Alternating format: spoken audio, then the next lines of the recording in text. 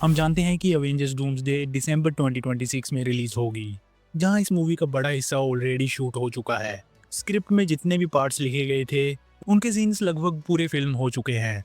But the real problem is that कि movie की पूरी स्क्रिप्ट अभी तक फाइनलाइज नहीं हुई। जहां ज्यादातर एक्टर्स कह चुके हैं कि उन्होंने अपने कैरेक्टर्स के सीन्स पहले ही शूट कर लिए हैं। सो डूम्सडे की स्क्रिप्ट पूरी ना होने के कई रीजंस हैं, लेकिन सबसे मेन रीजन ये है कि स्टोरी में अभी भी नए पार्ट्स ऐड किए जा रहे हैं एंड मार्वल कुछ खास कैरेक्टर्स को इस मूवी में लाने का इंतजार कर रहा है। सो जब तक ये कैरेक्टर स्टोरी में नहीं आएंगे, तब तक अवेंजर्स डूम्सडे की स्क्रिप्ट चेंज होती रहेगी। सो जिन एक्टर्स ने सीन्स कंप्लीट कर लिए हैं, वो ब्रेक पर चले गए हैं। जब स्क्रिप्ट में नए पार्ट्स इंक्लूड होंगे, तो ये सभी एक्टर्स वापस आकर फिल्म करेंगे। सो मार्वल ने इस मूवी के लिए पहले ही कुछ कंटेंट शूट कर लिया है, जिसका मतलब ये है कि अगर इस साल इस मूवी का कोई टीजर आता है, तो इन सीन्स को यूज करके उस टीजर में डाला जा सकता है। लेकिन हमें कोई बड़ा स्पॉइलर रिवील नहीं होगा, क्योंकि फुल स्क्रिप्ट अभी भी कंप्लीट नहीं है। स्टोरी का स्टार्ट, मिडिल और एंड ऑलरेडी डिसाइड हो चुका है, बट हम जानते हैं कि मूवी स्क्रिप्ट सिर्फ आउटलाइन नहीं होती। कैरेक्टर्स के लिए डिटेल्ड डायलॉग भी लिखने पड़ते हैं।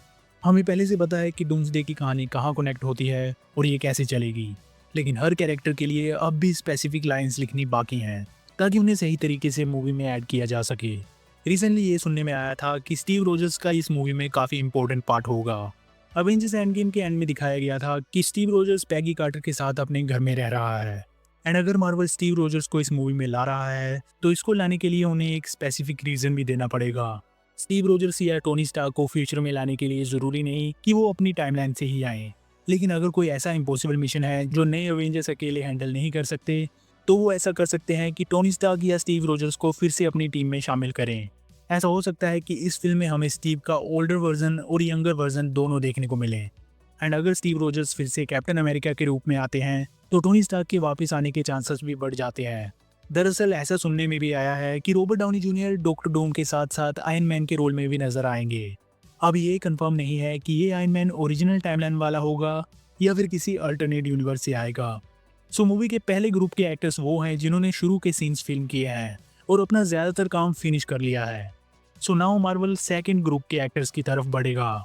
इस ग्रुप में क्रिस एवंस, मार्क रफलो और टॉम हॉलैंड जैसे नाम शामिल हो सकते हैं। मूवी के कास्ट को दो पार्ट्स में डिवाइड करना एक्चुअली सही डिसीजन था, क्योंकि अलग अलग शूटिंग करने के बावजूद भी सेट पर कई प्रॉब्लम्स आई हैं। रिसेंटली आप लोगों ने सुना ही होगा कि अवेंजर्स डूम्सडे की शूटिंग के दौरान एक फाइट हो गई थी। शुरू में मुझे लगा कि ये सिर्फ एक र्यूमर है, लेकिन फिर मैंने एक्चुअल वीडियो देखी। हुआ ये था कि एक एक्टर दूसरे से मजाक कर रहा था और दूसरे एक्टर ने उसे सीरियसली ले लिया और रिएक्ट कर दिया। इस आर्ग्यूमेंट की वजह से मार्वल ने शूटिंग रोक दी और अपने प्लान्स चेंज कर दिए। कुछ लोगों का कहना है कि ये फाइट रॉबर्ट डाउनी जूनियर और पेड्रो पास्कल के बीच हुई थी, बट कुछ कह रहे हैं कि ये फाइट आरडीजे और रायन रेनॉल्ड्स के बीच हुई थी। रायन रेनॉल्ड्स की बात करें तो वो किसी और प्रोजेक्ट की शूटिंग में बिजी थे, इसलिए मुझे नहीं लगता कि वो यहाँ पे मौजूद थे। एंड जिस वीडियो को मैंने ट्विटर पर देखा, उसमें एक लंबे सुनहरे बालों वाला आदमी आरडीजे से झगड़ता हुआ दिख रहा है। अब पता नहीं ये रियल था या नहीं, लेकिन बाद में खबर आई थी कि सब कुछ ठीक हो गया है। एक्चुअली सच ये है कि इतने सारे फेमस एक्टर्स को एक साथ लाना काफ़ी रिस्की होता है। बहुत से एक्टर्स की बड़ी बड़ी ईगो होती है, हर कोई हम्बल नहीं होता। इसीलिए मार्वल को ये सिचुएशन केयरफुली हैंडल करनी पड़ रही है। यही रीज़न है कि कई स्टूडियोज एक प्रोजेक्ट में दो बड़ी सेलिब्रिटीज़ को साथ रखने में बचते हैं, क्योंकि जब एक्टर्स को अकेले छोड़ दिया जाता है, तो छोटे छोटे इश्यूज भी बड़ी प्रॉब्लम्स बन सकते हैं। इसीलिए मार्वल मूवी की शूटिंग बहुत मुश्किल से कर रहा है। कॉन्फ्लिक्ट से बचने के लिए वो हर एक्टर्स के सीन्स अलग अलग शूट कर रहे हैं। एग्जाम्पल के लिए नाइट क्रॉलर को निभाने वाले एक्टर ने अपने सारे सीन्स अकेले शूट किए हैं, एंड मार्वल बाद में विजुअल इफेक्ट से उन्हें बाकी फिल्म में जोड़ देगा। बट सीन्स को अलग अलग शूट करने के बावजूद भी कॉन्फ्लिक्ट्स को पूरी तरह अवॉइड करना काफ़ी मुश्किल है। यही रीज़न है कि मूवी की कास्ट दो पार्ट्स में डिवाइड की गई है। इसका मतलब ये नहीं है कि पहले ग्रुप के एक्टर्स दूसरे ग्रुप से कभी मिलेंगे ही नहीं। मार्वल बस ये नहीं चाहता कि सेट पर एक ही समय में बहुत सारे एक्टर्स रहें। ऐसे सुनने में आया है कि इस मंथ के एंड तक फिल्म की बाकी कास्ट को भी अनाउंस कर दिया जाएगा। इसके अलावा अपकमिंग सीरीज के कुछ नए ट्रेलर्स भी आएंगे एंड आने वाले शोज में दिखने वाले कैरेक्टर्स अवेंजर्स डूम्सडे और सीक्रेट वॉर्स दोनों मूवीज में होंगे। आई थिंक मूवी की main team second cast announcement में अनाउंस की जाएगी। डॉक्टर डूम ऑब्वियसली इस मूवी का सेंट्रल कैरेक्टर होगा, जो स्टोरी के कई स्टेजेस पर प्रॉब्लम्स क्रिएट करेगा एंड ये कई कैरेक्टर्स को ख़त्म भी करेगा जो उसकी पावर या फ्रीडम के खिलाफ जाएंगे। सो डॉक्टर डूम की मोटिवेशन और पूरी स्टोरी को एक्सप्लेन करने के लिए मार्वल नए कैरेक्टर्स लाएगा। हम जानते हैं कि डॉक्टर डूम खुद को दुनिया का सबसे बड़ा हीरो और सेवियर मानता है, जबकि असल में वो एक डिक्टेटर है। कॉमिक्स में भी कई लोगों ने सोचा था कि डूम सही है, जैसे एंड गेम के टाइम पर कई फैंस थैनोस के साथ एग्री करते थे।